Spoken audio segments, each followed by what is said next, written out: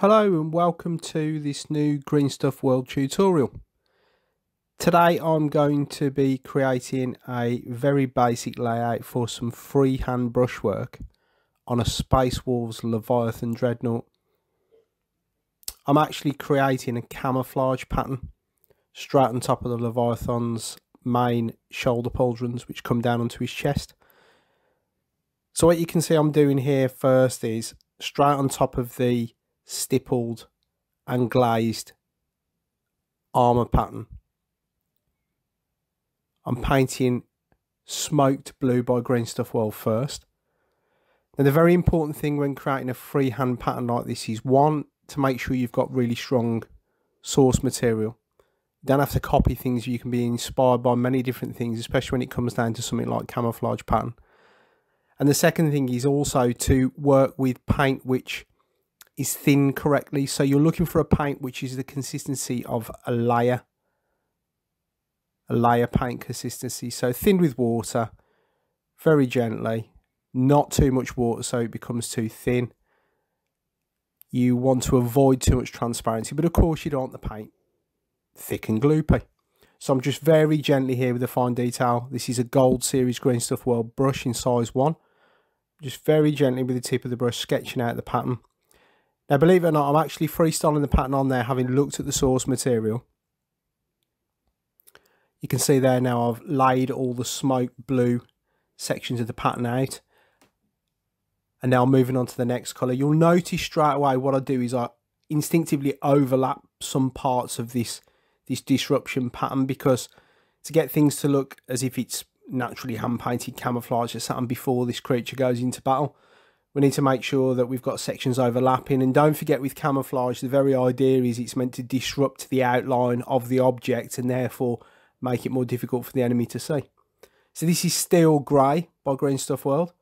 And again, paint is thin to a layer consistency, not too thin, but definitely don't want it thick and gloopy. You want it to flow nicely off the brush. What you'll notice I'm doing is, as I present the brush to the panel, whether I'm floating in the centre of the panel or coming in from the edge, I'll draw the shape on there in a basic outline first, and then I use the thicker second section towards the belly of the brush to then fill it in. What you don't want to try and do is, especially with geometric patterns, is try and draw around the outside of the shape. So if it was a splodge or a square or a lightning strike, don't try and put the brush on and draw around the outside, because the brush will flare as you change direction and then you'll end up with a mess. So the best thing to do is just lay the brush on there very gently, and you'll see how I start to create the pattern by almost drawing the outer limits of the shape in straight geometric pattern and then filling it in with the belly of the brush. So we've got plenty of paint flowing nicely. And you'll notice I overlap as I go through this and very, very gently add all the details. Another really important thing is here, you can see I'm using a miniature holder, which the miniature's blue tacked onto the top of. You notice the palm of my right hand is resting on my left thumb, and I'm using that to stabilise my hand. So the fulcrum, the position where the brush is actually pivoting, you can see there as I lifted my hand off, is right on my thumb there, and then the next joint that brush has got is the tip of my fingers. So this makes me represent my hand there, makes things very, very stable. So as I'm working with the brush there, everything's nice and stable, nothing shaky. You'll find often when I'm doing this kind of freehand work, my left hand's actually rested on the desk, and the back of my left hand fingers are resting on the GreenStuffWorld silicone mat, so nothing can slide. A very efficient way of painting, and also keeps things nice and stable. Right, you can see the pattern building here. Now, I'm just really adding random geometric shapes.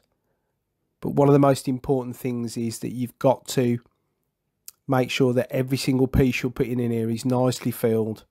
You can let things dry and go and put a second coat on. We've moved to GreenStuffWorld Moon Mist Grey now, which is the lightest colour in our collection here. I'm going to start placing in some more sections.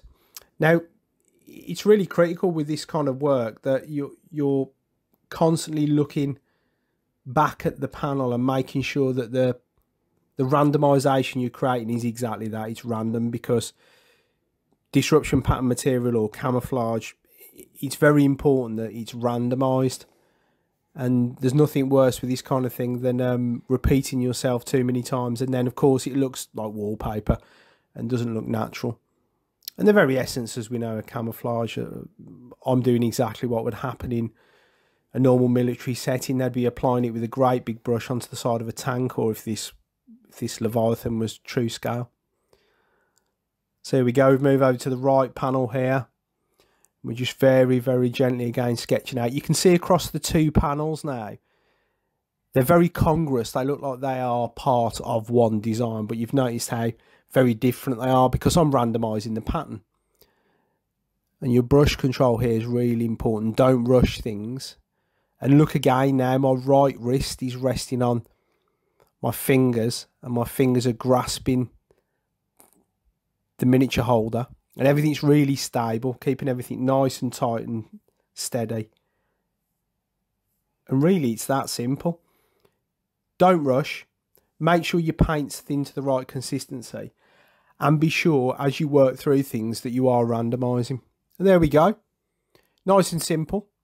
I'm sure we can develop things further if we try this again. But have fun. Try it yourselves. Get over to the GreenStuffWorld website. Pick up the paint list I've discussed for a Space Wolves theme. I hope you've enjoyed that, and stay tuned for the next episode. I really appreciate you being here with me today. Have fun. I'll see you again very soon.